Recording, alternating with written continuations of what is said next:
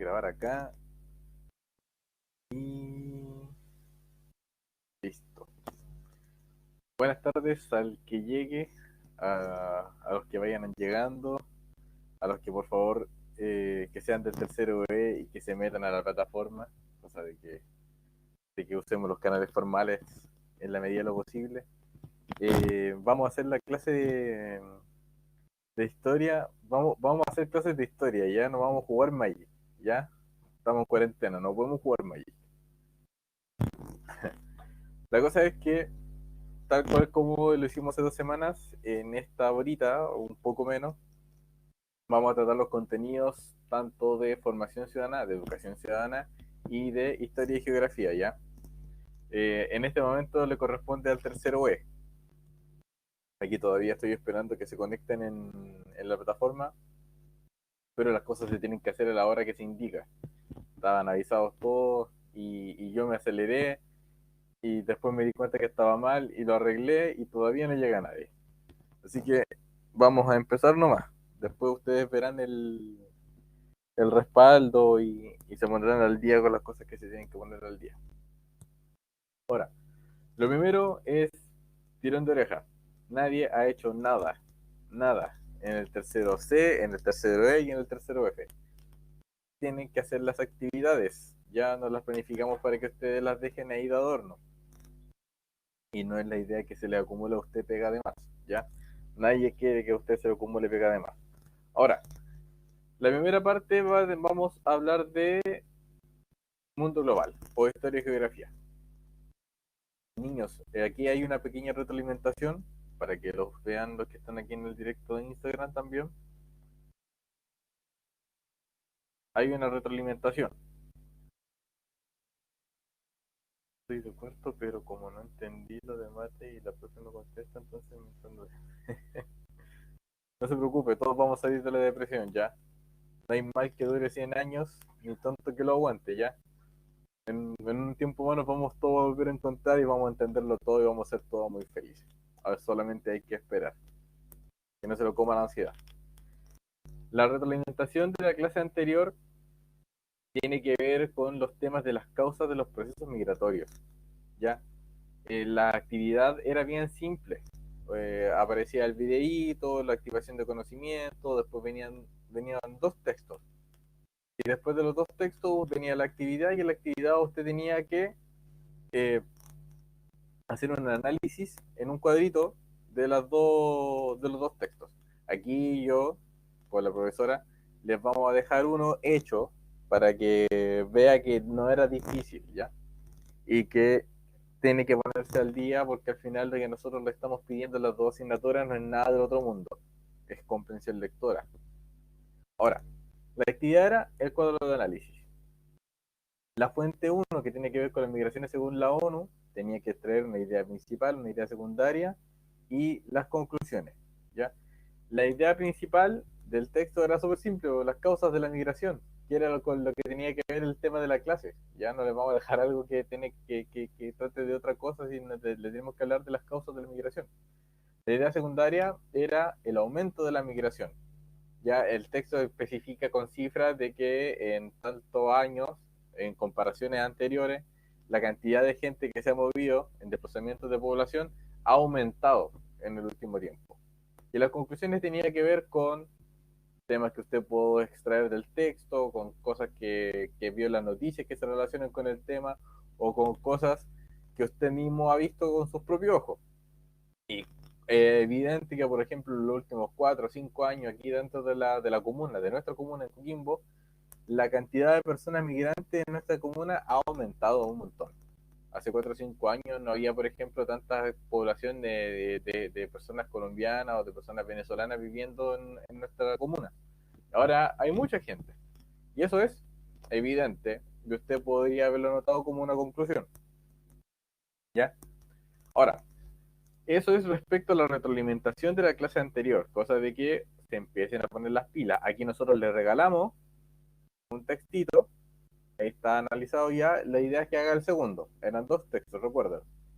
Y ahora, la clase número 2 tiene que ver con el impacto de la migración. Ya con respecto al impacto de la migración tanto en la población inmigrante como en la población en la que llegan, tiene que ver con tres conceptos principales, ¿ya? Con el de multiculturalidad, el de interculturalidad y el de asimilación. Van a ver un videíto del CNN, van a ver varios conceptos principales, así como una vista global. Después vamos a un texto que va a entregar unas definiciones bien implícitas de lo que significan esos tres conceptos. Y después viene una actividad en la que usted va a tener que responder un par de preguntas. Nada del otro mundo. Entonces, nos devolvemos y vamos a lo que nos compete aquí en la clase. Entonces, cuando nosotros vamos a la clase número 2, el objetivo es distinguen el impacto de la migración y la valoración del migrante en la sociedad actual. ¿Ya? Es bien fácil. Recuerden, pues la migración tiene que ver con los movimientos de población. Gente que entra, gente que sale. Cuando uno habla de inmigrante es porque viene llegando. Cuando se habla de emigrante es porque va saliendo. ¿Quién es Lalo Fernández? Bueno, ya lo averiguaremos. Los sistemas de inteligencia se van a activar de aquí en adelante. Ya. El, el inicio de la clase tiene que ver con un video que habla con los desafíos que nos plantea la migración. ¿Ya? Ahí van a ver un video del CNN, un extracto, va a salir el Daniel Matamala, le va a explicar más o menos cómo, cómo vive la población que viene llegando, a qué cosas se tiene que enfrentar, cuáles son los fenómenos que nosotros vemos con la gente que llega al país, etcétera. ¿Ya? Y ustedes después tienen que plantearse los siguientes desafíos, tienen que pensarlos para ustedes, ¿ya? Esto es para activar los conocimientos, ¿ya? Entonces tienen que ver el problema de el idioma, por ejemplo. Hay gente que llega a este país sin saber el idioma que nosotros hablamos. Hay un tema de saturación de servicios públicos. Si ya per se nosotros como chilenos ciudadanos tenemos dificultades de acceso a sistemas de salud, imagínense con muchas otras personas de otros países llegando a nuestro territorio. Hacinamiento en la vivienda. Hay muchas familias chilenas que de repente viven más de 5 o 6 personas en 40 o 50 metros cuadrados. Eso ya puede hablar de condiciones de hacinamiento, pero de repente piensen en casos extremos de personas que llegan de otros países, que llegan ganando mucho menos del mínimo acá porque se ponen a trabajar en lo que sea y tienen que tener un lugar donde vivir y se juntan con 10 personas, se juntan con 12 personas, se juntan con 15 personas que se encuentran en las mismas situaciones y ¿qué hacen? Pagan un arriendo. Entonces tenemos que estas mismas 15 personas, 12 personas viven en los mismos 40, 50 metros cuadrados con un baño. Entonces, eso es un problema de hacinamiento y es un problema de hacinamiento grave. Y aparte, los típicos prejuicios en contra de la población migrante. Hay mucha gente en los países a donde llega población de otros países que dice, oye, esta gente que viene de afuera nos viene a quitar el trabajo, vienen a propagar enfermedades, vienen a poder hacer destrozos, comentarios por el estilo y en demasía desgraciadamente. La idea es que nosotros nos eduquemos y que sepamos entender cómo se viven los procesos. Si solamente lo miramos desde nuestro ombligo, es bien fácil encontrarse con ese tipo de opiniones. Pero nosotros siempre, nosotros siempre eh, lo, lo avivamos a usted a que sea mejor, ¿ya? A que vea el panorama completo y que aparte de verlo, sea capaz de entenderlo. Así nos evitamos ese tipo de comentarios. Bueno, después viene de esa activación de conocimiento la lectura del texto, tan propio de nuestra asignatura en historia, y la actividad. Bueno, aquí en el texto a usted le van a explicar los mismos conceptos que yo le nombré delante, que estaban aquí, mira. Si usted lo ve, multiculturalidad, interculturalidad y asimilación. Cuando hablamos de la multiculturalidad, hablamos de muchas culturas conviviendo, ¿ya? Un ejemplo histórico es el caso de Alejandría en el siglo I, después de Cristo. Durante el reinado de Alejandro Magno en Alejandría convivían tres culturas distintas. Los cristianos, eh, los musulmanes y los que todavía creían en los dioses egipcios. Entonces eran los judíos, los musulmanes y los que todavía creían en los dioses egipcios. Y no era una muy buena, no era una muy buena convivencia. Había una multiculturalidad, sí, pero no había una buena convivencia. ¿Por qué? Porque hay escritos de evidencia de que periódicamente estas tres comunidades se agarraban a combos. ¿Por qué? Por temas religiosos. Entonces ahí tenemos nosotros un ejemplo de multiculturalidad. Y si lo logramos ver en nuestra comuna, es cosa de mirar el perfil de Coquimbo. Cuando nosotros vemos el perfil de Coquimbo, ouch, cuando nosotros vemos el perfil de Coquimbo, vemos a lo lejos la cruz del tercer milenio. Después que vemos el, la mezquita. Entonces tenemos que por lo menos dos grandes culturas reconocibles conviven en nuestro territorio. Y hay muchas otras personas que, si bien no tienen un monumento gigante con el cual se distingan, no tienen alguna, no practican una religión constantemente. Y así nosotros vemos y conocemos el concepto de multiculturalidad. Y después ustedes lo van a ver aquí de nuevo en el texto explicitado. Cuando hablamos de interculturalidad y de asimilación, tiene que ver con un tema de convivencias de, de culturas. Cuando las distintas culturas conviven, estamos hablando de interculturalidad. Pero cuando hablamos de asimilación cultural, hablamos de que la cultura, por así decirlo, número uno, toma distintos elementos de la cultura número dos o de la cultura número tres que viene llegando a donde él vivía. Un ejemplo histórico podría ser el tema de la frontera en el tiempo de la colonia. O sea, claro, en el tiempo de la colonia en Chile. Entonces, en ese territorio chiquitito en el que alcanzaban a convivir los mapuches con los españoles que no pudieron seguir pasando porque se entendió de que de ahí hacia abajo en Chile solamente vivían los mapuches y era su territorio, se empezó a vivir un tema de asimilación o de sincretismo cultural. ¿Ya? Cuando hablamos de sincretismo cultural, nosotros entendemos que los mapuches, por ejemplo, empezaron a tomar elementos del modo de vida español, como por ejemplo hablar español, y los españoles también tomaron otros conceptos, otras partes del estilo de vida de los mapuches, como por ejemplo empezar a bañarse un poquito más seguido. A eso nosotros nos referimos con asimilación, con eso nosotros nos referimos a, o al sincretismo, que es otro concepto que también pueden encontrarlo en otros textos cuando hablemos de distintas culturas o de multiculturalidad. Eh, sí, Gabriel, acabo de decirlo, pues el sincretismo cultural, o la asimilación cultural. Ya pues, póngase las pilas. Necesito, necesito que me envíe un emoticón por acá por Instagram para saber que está bien. ¿Está bien?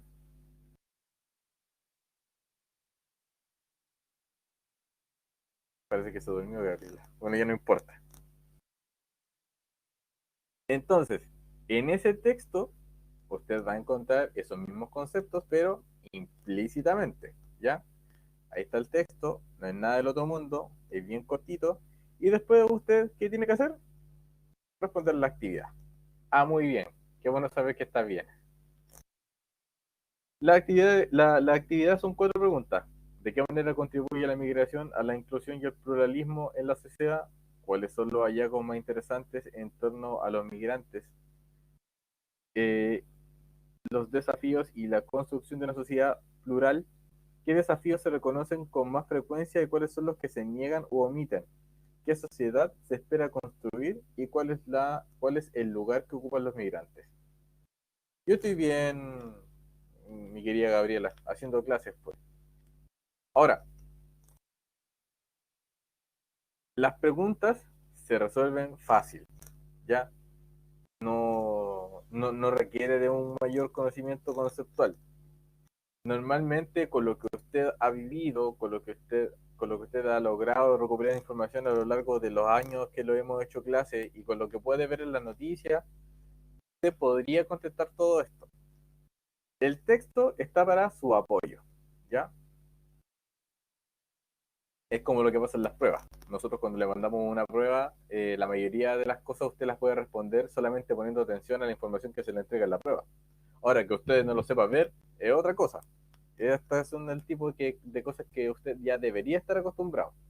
Pero eso es todo lo que usted tiene que hacer en educación ciudadana.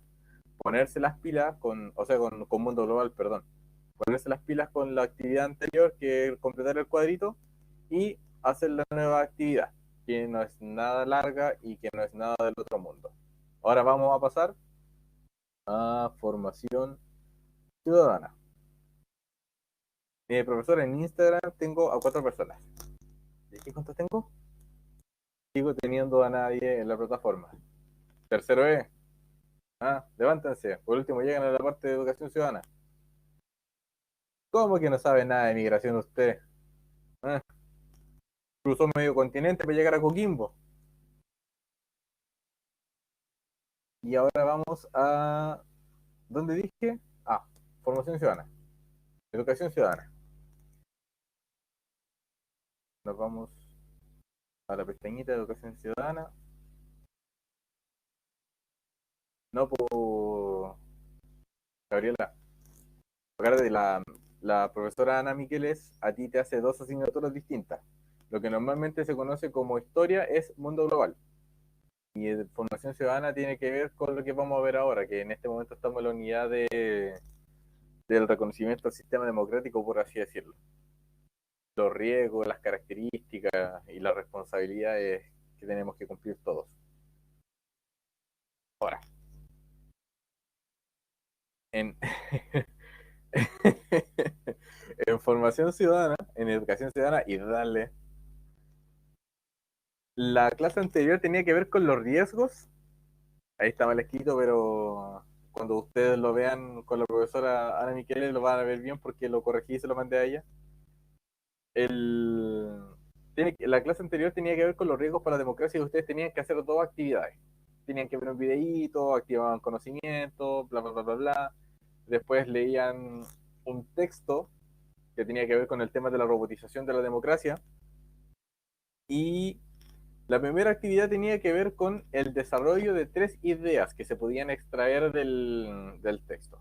El texto planteaba 3 ideas principales. Una democracia con políticos, una democracia sin políticos, o sea, robotizada, y un sistema mixto. Entonces, ¿cuál era la idea? Que usted lograse desarrollar un poco cada idea que nosotros les planteábamos. Entonces, cuando hablásemos de democracia con políticos, usted tendría que haber dicho que este sistema en el que nosotros como chilenos estamos inmersos, que es un sistema de democracia representativa, en el cual nosotros periódicamente tenemos que elegir autoridades y estas autoridades deciden por nosotros lo que es mejor o no para la sociedad. Súper fácil y evidente, ¿ya? Eso ya nosotros lo conocemos, deberíamos tenerlo anotado en todos lados. Ahora, lo nuevo, que era lo que nos nombraba el texto, era la democracia sin políticos, o sea, robotizada, que las decisiones que se toman en sociedad dependan de un software o de una máquina. Sí, pues había que decir eso, pues si la idea era que usted desarrollara las ideas que le planteábamos, ¿ya? ¿Ve? Y el sistema mixto tiene que ver con o que un grupo de políticos estuviese moderado por un sistema robótico, por un software, o al revés, porque un software estuviese moderado por un grupo de políticos. Y ahí nosotros tendríamos un sistema mixto, en el cual tuviésemos en la medida de lo posible lo mejor de de las 2 ideas para poder tener un mejor sistema. Y después tenía que usted enumerar 5 riesgos para la democracia. Uno de los riesgos que nosotros le pusimos los ejemplos es el tema del narcotráfico. El narcotráfico es un riesgo para la democracia aquí en, en el país. en algún momento puede representar un riesgo real para la democracia. O quizás lo está haciendo y nosotros no lo estamos viendo. El, el segundo, que por ejemplo una de las Krishnas me lo comentó, no voy a decir cuál porque son muchas Krishnas, pero una de las Krishnas me preguntó por el modelo político, el modelo económico, quiero decir. El modelo económico también puede representar un riesgo para la democracia. ¿Por qué? Porque si normalmente manda más la plata que lo que es bueno para la sociedad, el modelo económico se vuelve un riesgo para la democracia. Si nosotros al final terminamos haciendo lo que le conviene a la empresa, no lo que le conviene a las personas, representa el modelo económico un riesgo para la democracia. Y un tercer riesgo es algo que nosotros vemos a cada rato. Es una de las Krishnas, no todas las Krishnas, pero sí, normalmente todas las Krishnas que del colegio son secas, son pulentas, no como las Gabrielas. Ah, ay, como lo he hecho de menos niños, echarles talla en persona. Bueno, la cosa es que un tercer riesgo para la democracia puede haber sido, claro, la corrupción. Ese es un riesgo para la democracia. Otro, uno más visible, que de hecho lo podemos ver a cada rato, es que la gente está ni ahí con política. Entonces a ese concepto se le denomina la desafección política. La gente ya no tiene afecto por la política, ya no le interesa, no está ni ahí. Y ahí usted completa la lista. Le faltaría, según mi cuenta, faltaría uno nomás. Ahí usted lo tiene que completar, pues no le vamos a dar toda la respuesta acá. Y la clase, en este momento de educación ciudadana, tiene que ver con las libertades fundamentales y el concepto de Estado de Derecho. Entonces, nos vamos para la clase. Unidad 0, unidad 1, clase 2. Llegamos a la clase 2 de la unidad 1. Y en la clase tiene que ver con definir las libertades fundamentales de las personas y su relación con la democracia y la ciudadanía. Ya. El tema de la democracia, el tema de la política no solamente trata de las instituciones que se crean para que el tema de las relaciones de poder se ordene. También tiene mucho que ver con las personas que eligen. Nosotros como ciudadanos propiamente tal somos los principales protagonistas de todo este proceso y de todo este sistema. Y aquí hay un videito, sale Peter Griffin de Padre de Familia y explica pero muy bien eh, qué es este famoso tema del Estado de Derecho. Lo explica pero genial. Si no lo entiende usted es porque nosotros hemos hecho la pega mal todo este tiempo. Si no lo entiende Peter Griffin en ese video, quiere decir que hemos estado mal todo este tiempo. Pero la cosa es que el Estado de Derecho se define lisa y llanamente como esta situación en el sistema democrático en el que tanto los gobernantes como los gobernados cumplen sus responsabilidades. ¿Ya? Entonces, aquí en esta primera parte, nosotros les pegamos una diferencia entre cómo era el Estado de Derecho en este primer Estado liberal en el siglo XIX y cómo se vive en la actualidad. ¿Ya? Eso es un tema teórico de historia que viene en la actividad, pero para que le ponga atención a ese mapa conceptual y después explica las distintas normas en las cuales se basa el Estado de Derecho para que se pueda cumplir esta situación. La primera es la supremacía constitucional. Si nosotros entendemos siempre que la constitución va a ser lo más grande, lo primero, no deberíamos chocar nunca en ningún momento. ¿Por qué? Porque todos estaríamos obedeciendo a este paraguas legal que tenemos que debería velar por el bienestar de todas las personas. Pues si bien, al final nosotros tenemos que entender siempre que el fin del Estado es el bien común. Entonces, si la constitución la respetamos todos, nunca deberíamos chocar y siempre deberíamos mantenernos en esta situación de Estado de Derecho. El otro es el principio de interdicción de la arbitrariedad. Esto quiere decir de que en ningún momento se cometa ningún error. Tratar de eliminar esto, recuerde Gabriela que esto es todo teoría, ¿ya? Que normalmente, y recuerde que nosotros con el profesor Sebastián se lo dijimos el año pasado, eh, los modelos teóricos son perfectos. Cuando bajan cuando bajan a que las personas lo utilicen, ahí empiezan a quedar las grandes. Ahí la profesora Ana Miguel también está apoyando el concepto del Estado de Derecho, dice, implica que la ley debe ser respetada por gobernantes y gobernados. Esa es la definición, niños, ¿ya? Así de simple es entender lo que es el Estado de Derecho. Es, es el momento en que el Estado implica que la ley debe ser respetada por gobernantes y gobernados, ¿ya? Así de simple es. Bueno, y otra de las normas por las que también se ve que esto se pueda cumplir es el principio de responsabilidad, en el que tanto los gobernantes como los gobernados tienen que cumplir sus tareas, así como como por ejemplo los diputados y los senadores tienen que estar a la hora en sus sesiones y cumplirlas todas y votar, bla, bla, bla, bla, que sabemos que no pasa, porque podemos ver los porcentajes de asistencia, o por lo menos los podemos ver en los matinales cuando deberían estar en sesión. Y también está el principio de distribución de poder, el principio de distribución del poder estatal, que es la famosa separación de los poderes del Estado. ¿Cómo nos aseguramos que una sola persona no se quede con todo el poder? Separando el Estado en tres poderes que sean independientes e igual de poderosos: el legislativo, el ejecutivo y el judicial. Y ahí esa es otra de las maneras en la que nosotros nos aseguramos de que exista esta situación de Estado de Derecho. Y finalmente viene la famosa actividad. Son uno, dos, tres, cuatro preguntas. Tienen que ver con los temas que desarrollamos aquí en esta clase y en el texto que está ahí arriba. La primera es, ¿cuáles son las principales diferencias entre el Estado de Derecho liberal y el Estado social de derecho? Que es el mapa conceptual que está al inicio, ¿ya? Con eso usted ve la diferencia entre uno y otro, y con ese mapa conceptual responde la primera pregunta. ¿Por qué pese a estas diferencias se mantiene el respeto a las libertades individuales? ¿En qué consisten las libertades? Cuando nosotros hablamos de libertades individuales tenemos el derecho a la libre expresión, pero no así a pasar a llevar al que vive al lado. Entonces todo se tiene que hacer dentro del marco de respeto. Entiéndase de esa manera las libertades individuales. ¿Por qué es importante que estas libertades sigan reconociéndose? Es como evidente. Y eso, ¡pum!, corresponde. ¿Se fija que no es nada del otro mundo? Es súper fácil. Y la última parte dice cómo se garantizan en Chile esas libertades y cuál es la importancia de que exista tal garantía.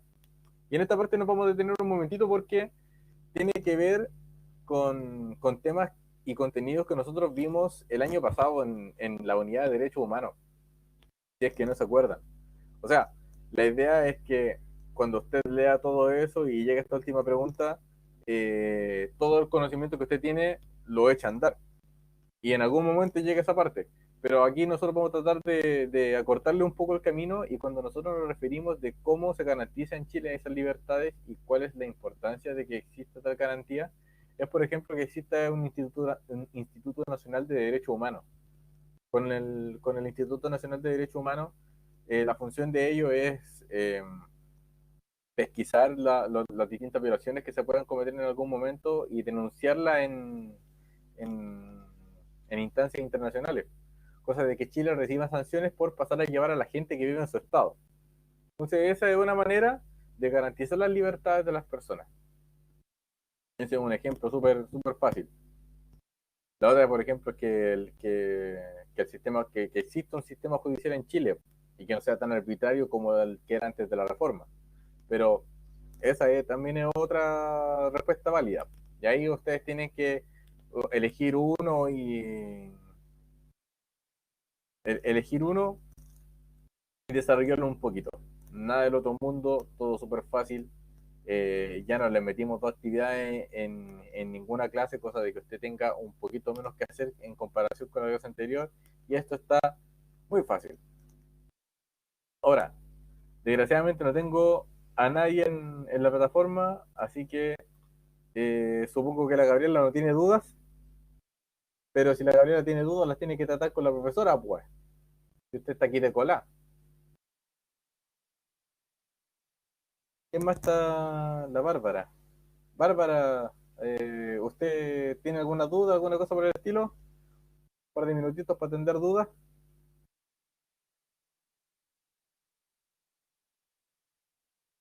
A ver, ¿qué más aportó la profe? Dice, si no existe Estado de Derecho, la sociedad comienza a validar la violencia como medio para defender sus derechos. Exacto. Era, es por ejemplo lo que en parte pasó en el estallido social. Como hubo tanta postergación de las cosas que necesitaba la gente ya se sintió extremadamente vulnerada y respondió con violencia. Es lo que pasó en el régimen militar. Habían ciertas cosas que le acomodaba al régimen y las que no le acomodaban respondía con violencia.